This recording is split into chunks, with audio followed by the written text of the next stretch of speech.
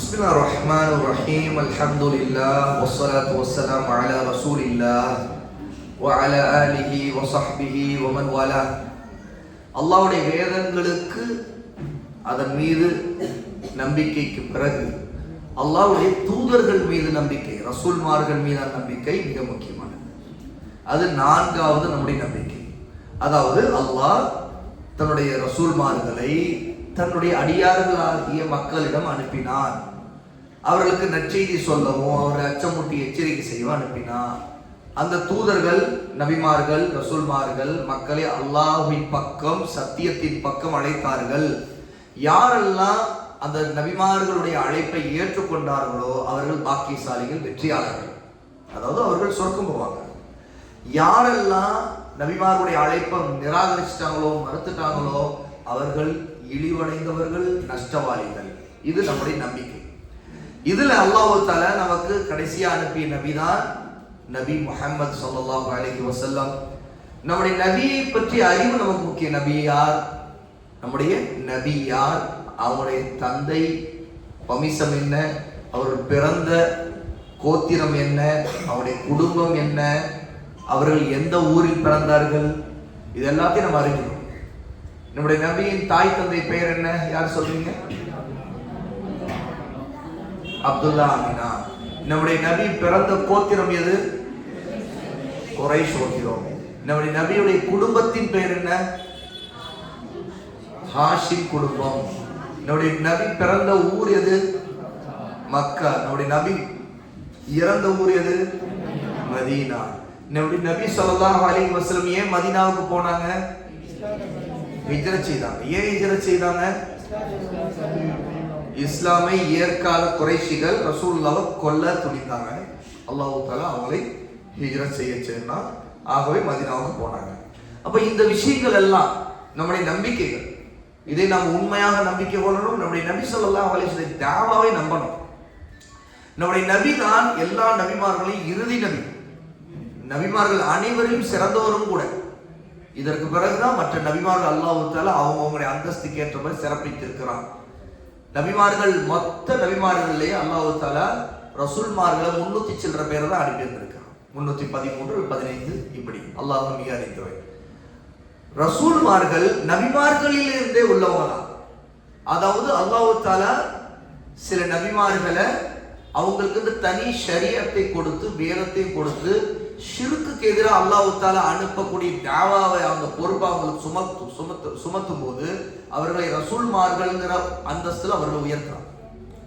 ஆகவேதான் நூஹ் அலைஹிஸ்ஸலாத்து வஸ்ஸலாம் அல்லாஹ் அனுப்பிய நபிமார்களில் முதல் ரசூல். அதற்கு முன்னாடி ஆதம் அலைஹிஸ்ஸலாத்து வஸ்ஸலாம் கூட ஒரு நபி தான். ஆனா ஆதம் அலைஹிஸ்ஸலாத்து வஸ்ஸலாம் ரசூல் இல்லை. ஏன்னா அவங்க காலத்துல ஷிர்கே இல்லை. அவங்களுடைய பிள்ளைகள் எல்லாம் அல்லாஹ்வை தான் வணங்கினாங்க. அவங்க எந்த ஷிர்கான காரியத்தில் ஈடுபடல. அல்லாஹ் அல்லாத வேறு யார்ட்டையும் துவா கேட்கல. அல்லாஹ்வுக்கு மட்டும் தான் இபாதத் செய்யலாம். ஆகவே அல்லாஹ் தஆலா நபியாக அவங்களை அனுப்பி அவங்களுக்கு வஹி இறக்கி அதன் மூலமாக அவங்களுடைய பிள்ளைகள் மக்களுக்கு தர்பியா செய்யக்கூடிய, வழிகாட்டக்கூடிய ஒரு நபியாக அவங்க இருந்தாங்க. ஆனா ரசூலாக இல்லை. ஆனா நூஹ் அலைஹிஸ்ஸலாத்து வஸ்ஸலாம் காலத்துல தான், அவங்களுடைய சமுதாயத்துல தான் அல்லாஹ்வுக்கு இணை வைக்கக்கூடிய பழக்கம் அதிகரிச்சிச்சு. நல்லடியார்கள் துஆ கேட்கறதும், அவங்களுக்கு அறுத்து பலியிடுறதும், இப்படிப்பட்ட பழக்கம் ஷிர்க் அதிகரிச்சிச்சு. அப்போ அல்லாஹ் தஆலா முதல்ல அனுப்பிய ரசூல் தான் நூஹ் அலைஹிஸ்ஸலாத்து வஸ்ஸலாம். இதே நம்ம நம்பணும். பாருங்க, எல்லா ரசூல்மார்களையும் அல்லாஹ் அனுப்பியது ஷிர்க்குக்கு எதிராகத்தான். அதை அல்லாஹ் தஆலா சூரா அன்-நஹல் 16வது சூராவுடைய 36வது ஆயத்துல சொல்றான். وَلَقَدْ بَعَثْنَا فِي كُلِّ أُمَّةٍ رَسُولًا أَنِ اعْبُدُوا اللَّهَ وَاجْتَنِبُوا الطَّاغُوتَ. ஒவ்வொரு சமுதாயத்திற்கும் நிச்சயம் ஒரு தூதரை, ரசூலை நாம் அனுப்பவே செய்தோம். அல்லாஹ்வையே வணங்குங்கள், ஷைத்தான்களை விட்டு விலகுங்கள் என்று அவர்கள் சொன்னார்கள். தாகூத்துகளை விட்டு விலகுங்கள். தாகூத் என்றால் ஷைத்தான்கள். அல்லாஹ்வுக்கு ஷிர்காக இணை வைக்கப்படுற எல்லாமே தாகூத்துல வரும். அப்போ அந்த தாகூத் ஷைத்தான்களை விட்டு விலகுங்கள்னு சொல்லி அல்லாஹ்வை வணங்குங்கள்னு சொல்றதுதான் நபிமார்களுடைய அழைப்பே, ரசூல்மார்கள் அனுப்பப்பட்ட நோக்கமே. இதை அல்லாஹ் சொல்றான். இன்னொரு ஆயத்துல சூரா அன்-நிசா 4வது சூராவுடைய 165வது ஆயா. رسلا مبشرين ومنذرين لئلا يكون للناس على الله حجة بعد الرسل وكان الله عزيزا حكيما. அல்லாஹ் மீது குற்றம் சொல்ல மனிதர்களுக்கு எந்த ஆதாரமும் இல்லாது இருக்க வேண்டும் என்பதற்காக இந்த தூதர்களுக்கு பிறகு பல தூதர்களை நல்ல செய்தி சொல்பவர்களாக, அச்சமூட்டி எச்சரிப்பவர்களாக நாம் அனுப்பினோம். அல்லாஹ் மிகைத்தவன், ஞானம் மிக்கவன். சரி, ஏன் அல்லாஹ் தூதர்கள் அனுப்பினான்? அதை இந்த ஆயத்தில் அல்லாஹ் பதில் சொல்லியிருக்கான். என்ன சொல்லியிருக்கான்? ஏன் அல்லாஹ் நபிமார்களை ரசூல்மார்களை அனுப்பினானா? என்ன என்ன படித்தேன், அச்சமூட்டி எச்சரிக்கை செய்யறதுக்காக. ஆனா அதை விட முக்கியமா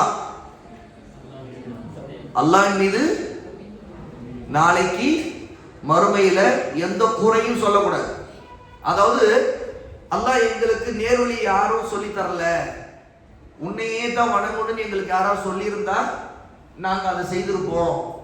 இது எங்களுக்கு தெரியல, அதனால தான் நாங்க ஷிர்க் செய்தோம், அதனால தான் நாங்க இந்த மாதிரி பாவங்களை செய்தோம் அப்படின்னு சொல்லிட்டு, நீ எங்களுக்கு நேர்வழி காட்டியிருந்தா, நீ எங்களுக்கு தூதர்கள் அனுப்பியிருந்தா நாங்க அதை கேட்டு கட்டுப்பட்டு பின்பற்றி இருப்போமே, நீ அனுப்பவே இல்லையே அப்படின்னு நாளைக்கு மறுபடியும் அல்லாஹ்விடம் இந்த இப்படி ஒரு பேச்சு பேசக்கூடாது, கேட்கக்கூடாதுங்கிறதுக்காக ஒவ்வொரு மனிதனுக்கும் எதிர் ஆதாரமா அல்லாஹ் நேர்வழி காட்டியிருக்க ஆதாரமா அல்லாஹ் அனுப்பியிருந்தா யாரு? தூதர்கள், நபிமார்கள். அதுதான் அல்லாஹ் தஆலா நபிமார்கள் அனுப்பிச்சான். இனி நபிமார்களை பின்பற்றாதவர்கள் யாரும் எங்களுக்கு நேர்வழி தெரியாது, நாங்க பின்பற்றல, அதனால தான் நாங்க இப்படி இருந்துட்டோம் அப்படின்னு சொல்லவே முடியாது. அவை நபிமார்கள் அனுப்பிய நோக்கம் நாளைக்கு அல்லாஹ்விடம் குற்றம் சொல்லக்கூடாது, சாக்கு போக்கு சொல்லக்கூடாது, தப்பிக்கிறதுக்கு வழியே இருக்கக்கூடாது. இதுதான் ஹக்கு, இதுதான் பாத்தில், இது சத்தியம், இது அசத்தியம் அல்லாஹ் தான் பிரிச்சு தெளிவுபடுத்திட்டான். அதுக்கு பிறகு ஒருத்தர் தான் நினைச்ச மாதிரி வாழ்க்கை வாழ்ந்துட்டு நாளைக்கு அல்லாஹ்ட்ட போய் எனக்கு எது தெரியாதுன்னா பதிலே சொல்ல முடியாது, தப்பிக்க முடியாது. அப்ப அல்லாஹ் தஆலா இந்த பூமியிலேயே ஒவ்வொருவருக்கும் அவருக்கு ஹக்கு போய் சேர்றதுக்கு வழியை திறந்து விட்டுருவான். அதற்கு யாரையாவது அல்லாஹ் காரணமாக்கிடுவான். இன்னைக்கு கடைசி நபி நம்முடைய நபி ஸல்லல்லாஹு அலைஹி வஸல்லம் யாரும் நபிமார்கள் வரமாட்டாங்க. சரி, இனி மறுமையினால் வர்ற வரைக்கும் உள்ள மக்களுடைய நிலைமை என்ன அப்படின்னா, அல்லாஹ் தஆலா நபிமார்களுடைய காலத்துக்கு பிறகு நபிமாருடைய செய்தியை நிலையான செய்தியா, வேதத்தை நிலையான வேதமாக மறுமையினால் வரைக்கும் இறக்கிட்டான். அதுதான் நம்முடைய நபி முஹம்மது ஸல்லல்லாஹு அலைஹி வஸல்லம் தாவா. நம்முடைய நபி ஸல்லல்லாஹு அலைஹி வஸல்லமுடைய குர்ஆன், இறக்கப்பட்ட குர்ஆன், இந்த செய்தி போகுது. இப்ப இது கூட சிலருக்கு கிடைக்காம போயிருக்கும் போகலாம். காடுகள்ல எங்கேயோ இருந்தவங்க, அவங்களுக்கு எதுவுமே தெரியாம இருந்து அவங்க ஷிர்கான காரியங்களை ஈடுபட்டு இருந்து, ஏன் நம்ம பகுதிகளில் யாரோ ஒருத்தர் அவருக்கு எதுவுமே தெரியாம இருந்து இப்படி இருந்துட்டார், அப்படி இறந்துட்டார். அப்படின்னா என்ன செய்ய? முஸ்னத் அஹ்மது ஒரு ஹதீஸ் பதிவாக ரசூல் ஸல்லல்லாஹு அலைஹி வஸல்லம் சொல்றாங்க, அல்லாஹ் நாளைக்கு மறுமை நாள்ல இந்த உலகத்துல யாருக்கெல்லாம் தூது செய்தி, நபித்துவத்தின் செய்தி, வேதத்தின் செய்தி, தௌஹீதுடைய செய்தி போய் சேரலையோ அவங்களை பிரிச்சிருவான். அவர்களை எல்லாரையும் திரட்டிடுவான். திரட்டிட்டு அல்லாஹ் தஆலா அவர்களுக்கு இந்த பூமியில் இருக்கக்கூடிய மனநிலையை ஏற்படுத்தி, பூமியில் இருக்கின்ற சிந்தனைப்படி அவர்களுக்கு மத்தியில் ஒரு தூதரை, ஒரு ரசூலை அனுப்புவான். அந்த ரசூல் அந்த மக்களுக்கு போய் தாவா செய்வார். இது மறுமை நாள்ல நடக்கும், கியாமத் நாள்ல. அப்போ அவர்களுக்கு கியாமத்துல இருக்கிற அந்த மனநிலை இருக்காது. பூமியில இப்பெல்லாம் நம்ம எப்படி இருக்கோம் அதே மைண்ட் செட்ல இருப்பாங்க. அப்ப அந்த தூதர் ரசூல் என்ன செய்வார்? அவர்களுக்கு சத்தியத்தை, ஹக்கை எடுத்து சொல்லி தாவா கொடுப்பார், தௌஹீதின் பக்கம் அழைப்பார். அப்ப யாரெல்லாம் அந்த நபியை ஏற்றுக்கொண்டாங்களோ அவங்க எல்லாம் அந்த நபியை பின்பற்றியவர்கள் வந்துருவாங்க. அந்த நபியின் உம்மத்தாக பின்பற்றியவர்களை வந்துருவாங்க. அல்லாஹ் அவங்களை காப்பாற்றுவாங்க. அப்ப யாரெல்லாம் மறுக்கிறாங்களோ, அதை ஏற்க மறுக்கிறாங்களோ, அப்ப அவர்கள் காபீர்களாக நெருப்பில் தூக்கி வீசப்படுவார்கள், தண்டிக்கப்படுவார்கள். அல்லாஹ் தஆலா இந்த சோதனையை கொடுப்பான், வைப்பான் அப்படிங்கிறாங்க ரசூல் ஸல்லல்லாஹு அலைஹி வஸல்லம்.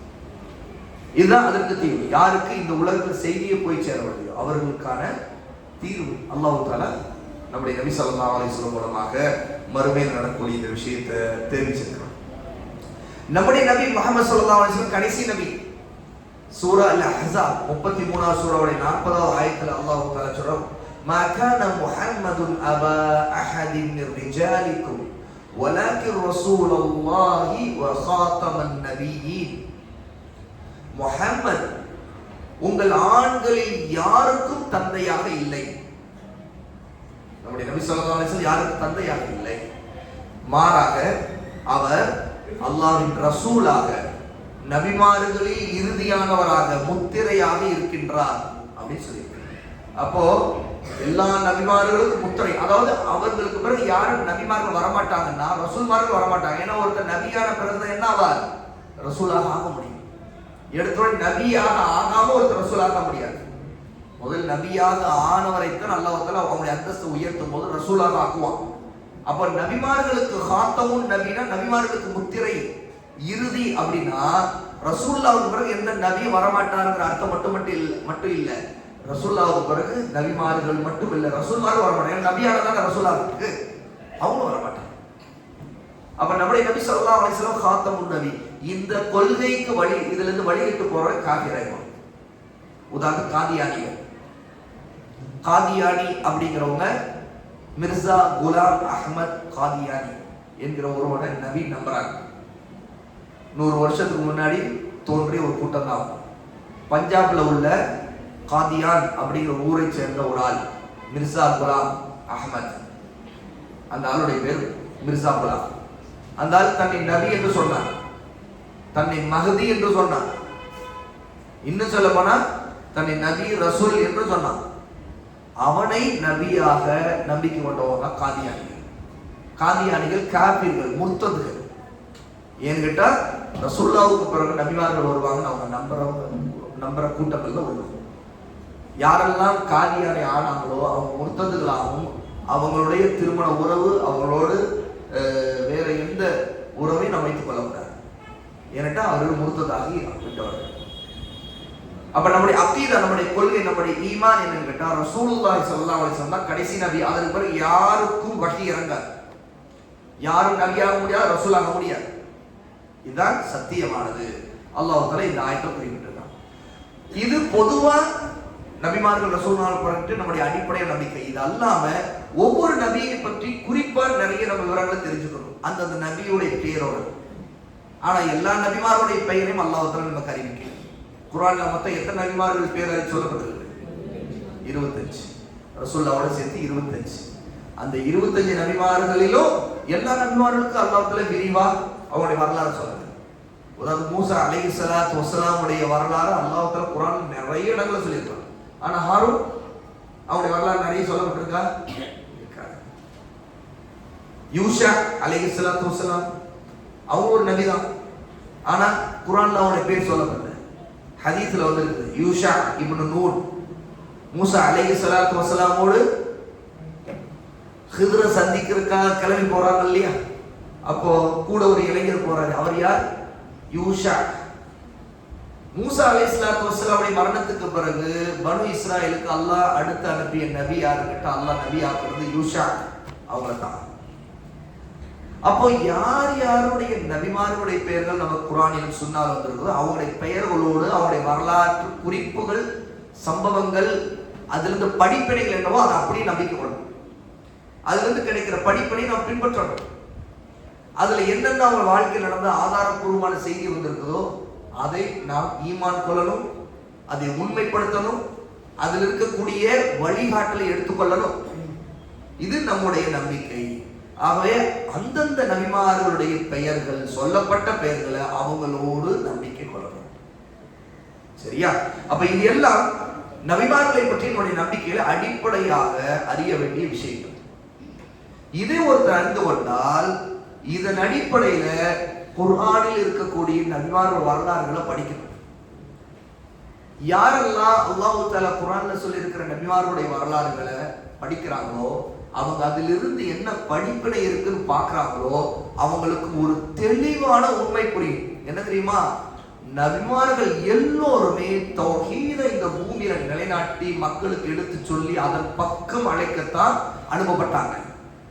அப்ப நம்முடைய தாவா எதை நோக்கி இருக்கணும்? தௌஹீதை நோக்கி, அல்லாஹ்வுடைய இபாதத்தை நோக்கி, அல்லாஹ்வை வணங்க வேண்டுங்கிற அடிப்படையில், அல்லாஹ்வுக்கு கீழ்ப்படிய வேண்டுங்கிற அடிப்படையில் மக்களை அழைக்கக்கூடிய தாவாவாக ஆக்கணும். அதுக்கு முதல்ல ஷிர்க் ஷிர்க்குக்கு எதிரான, குஃப்ருக்கு எதிரான தாவாவை நம்ம வேகப்படுத்தணும். அதற்கான இல்மை அதிகப்படுத்திக் கொள்ளணும், அகீதாவுடைய அறிவை அதிகப்படுத்திக் கொள்ளணும். ஏன்னா இதுதான் நபிமார்கள் மீது வைக்கின்ற நம்பிக்கையில் நபிமார்கள் வரலாறின் மூலம் நமக்கு கிடைக்கக்கூடிய மிகப்பெரிய படிப்பு. இது நம்முடைய அகீதாவுல நம்முடைய ஈமானுடைய 4வது தூண்.